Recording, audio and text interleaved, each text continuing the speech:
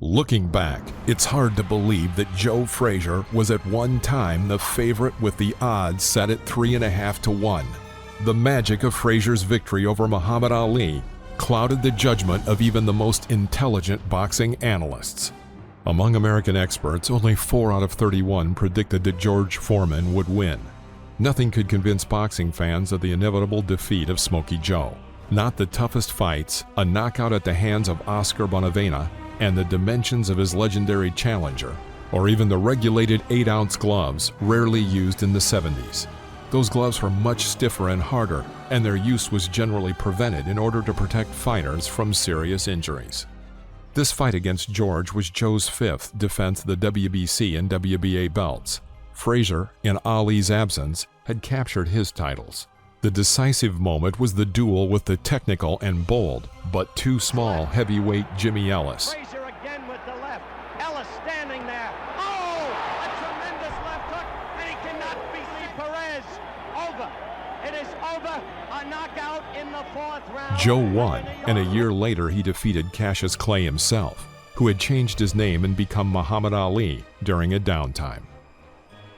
The duel against Huge Foreman was to become kind of a preparation match for Joe, for an eventual rematch with Ali. The event was organized in Kingston, the capital of Jamaica. Why Jamaica? For one simple reason: tax evasion. The farther into the forest, the more firewood. The U.S. government leveraged heavy fees for events in its territory. This old version of offshore combat had another good reason. The fight was the first ever shown on HBO. If this happened in the United States, the costs of organizing would increase significantly. In addition, such a large-scale event pleased the Jamaican public. There were 36,000 spectators, of whom half were local people. And all of this despite expensive tickets. It is not every day that there is a battle for the title of the strongest boxer in the world, so the spectators felt they could fork out the cash. The government of Jamaica financed the accommodations for the teams of both fighters. The organizers made shrewd calculations. The super fight would fully recoup all expenses and serve as a starting point for showing boxing fights on the now famous HBO. Everything went according to plan. It was only the result of the duel that was shocking. One of the organizers of the mega fight was a young, daring, but not well-known former criminal, Don King. The enterprising man fussed a lot, spoke loudly, and tried in every possible way to attract attention to himself. Before the fight, he was in Frazier's team, and he himself claimed it was thanks to his help that Joe received a good check of $850,000, while George's fee was only $370,000. Foreman was a real knockout machine. He was noticed in 1968. Big George lit up as a sparring partner for Sonny Liston. He fought only 26 times in the amateur ring before gaining victory at the Olympics in Mexico City. Then he transitioned to professional boxing, working with coach Dick Sadler, and he had several spectacular knockouts. However, his victories over Chuck Wepner and George Chuvalo did not convince boxing experts that George was ready for a title fight. The lack of a long amateur career influenced Foreman's specifications. He acted with excessively sweeping blows and was rude, neglecting his defense. On paper, everything looked beautiful. 2 black, undefeated Americans on a distant island in the Caribbean would determine the best boxer on that fateful day in Kingston, January 22nd, 1973. But in practice, Joe's victory over Ali clouded the minds of boxing fans too much, and many of them did not give George a chance, which he did not forgive them. Everything happened very quickly. Even before the battle, Frazier looked a little bewildered against the backdrop of such a huge challenger. In the first round, the champion went ahead and tried to overwhelm Foreman with his famous attacks at the jump. George calmly held the opponent back, checked the distance with a jab, and threw out his terrifying right uppercut. Knockdown. Frazier made the same mistake, which almost cost him a defeat in the battle with Bonavena. He went on the attack instead of using a clinch, knitting his opponent's hands and trying to recover. George gladly accepted the fight. His right uppercut nearly tore Joe's head off 20 seconds before the end of round 1. It was a second knockdown, and was quickly followed by another a few seconds before the end of the first round. It was good for Frazier that the rule of 3 knockdowns was canceled a few months before these events. However, that only delayed his defeat.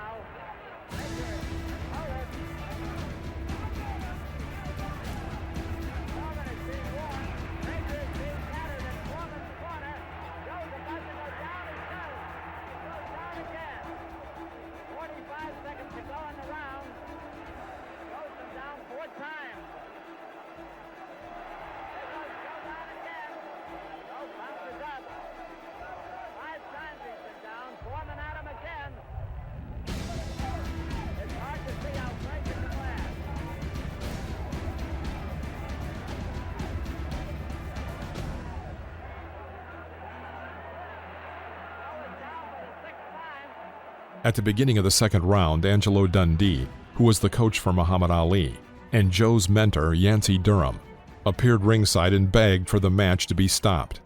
Referee Arthur Mercante Sr. stopped the beating and asked Dundee to leave. Meanwhile, Don King, analyzing the situation in a ring, secretly began to move to George's corner. After the fight, Don left the former champion in a swoon and went to reserve a restaurant to celebrate Foreman's victory. King acted quickly, as a speculator on the stock exchange. Don felt where the real benefit lies. After 2 days, he was already engaged in negotiations for the first defense of the titles of Big George. It was nothing personal, just business. King always thought and lived as a businessman. He can be loved or hated, but his enormous contribution to the developments of boxing cannot be denied. A young journalist made a name for himself by saying in the media that he had heard how, after Joe's 5th knockdown, Foreman shouted to Yancey Durham, "Stop the fight or I will kill him." But George denied everything. This did not stop the journalists, however.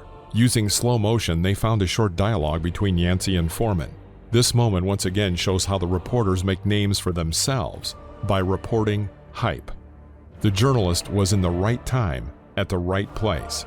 He caught the hype and received some fame, though the quality of his reporting could certainly be discussed. For a whole week, the young journalist was played in sports news no less than a new champion. The guy got what he wanted. And then what happened? The greatest, Muhammad Ali, returned. To begin with, he defeated Frazier and then overthrew Big George, forcing George to think about his life outside the ring for a long year and a half. Foreman returned and had a crazy fight against Ron Lyle. Shortly before this, Joe had lost the Ali trilogy in the famous Thrilla in Manila. Don't feed American spectators with bread. Just let me see some box office revenge. The World Boxing Council, WBC, together with the World Boxing Association, WBA, refused to authorize the second fight of George and Joe as a qualifier for Muhammad's titles. Foreman owned the vacant NABF belt, which he had won the hardest battle against Lyle. In the 21st century, the NABF title has lost its liquidity. But in the 70s, the fighter owning this title was in fact a mandatory contender for the main belts, the WBC and WBA. George longed for revenge against Muhammad. Frazier did not want anything. He said in the media that no matter the outcome, his rematch with Foreman would be the end of his career. But this fact would not prevent him from being 100% ready to take revenge on Foreman for his 6 knockouts in the first fight. The long-awaited revenge took place in New York on June 5, 1976, inside the famous Nassau Veterans Coliseum, made in the likeness of the ancient Coliseum. Joe and George posed for photojournalists in the armor of ancient warriors. It was an analogy of the battle at the Coliseum. Promotion for the event was a success, but the rematch could not be compared with the excitement that was present in their first battle. Even the promotions for the Battle of the Gladiators did not help sell all the tickets. The reason for this boiled down to the fact that the American public knew there was another gladiator who had defeated both of these fighters. Both men received $1 million each. What else had changed since their first meeting? First of all, Joe had shaved his head the day before the fight. The odds of the fighters to win had also changed. They were regarded as equal, despite the total defeat in the first battle. Boxing experts were again too skeptical of Big George. Their opinion was influenced by Foreman's lengthy downtime and his 3 knockouts in the fight with Ron Lyle. Only the results remained the same. Joe had made some changes. He did not immediately throw himself at his huge enemy. Frazier worked competently and even carried out several good attacks, but George's left hook quickly gained him the upper hand. In the second round, Frazier got in a great left side. Foreman's legs trembled for a moment. Fans of Smoking Joe began to hope for ultimate success. However, this did not last long. In round 3, George hit so hard with his left that he broke his opponent's orbital bone. Joe fought to the end, but his defeat was inevitable. Frazier began to miss powerful strikes. He looked like an old bull who sees a red cloth, but does not want to run to it. In round 5, Joe made a fatal mistake. He backed away from his opponent in a straight line. George did not forgive that mistake.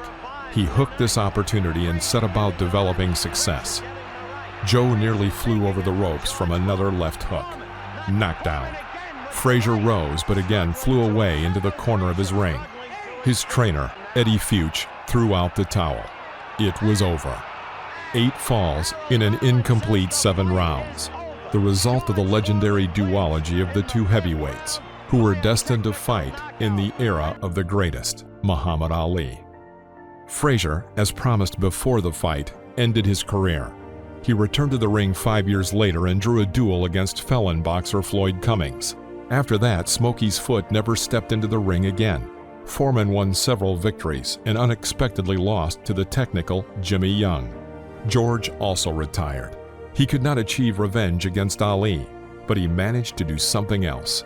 He returned 10 years later, went from obesity to the status of contender for the world crown, and became the world champion 20 years after his first victory over Joe Frazier. George went down in boxing history as the world's oldest heavyweight champion.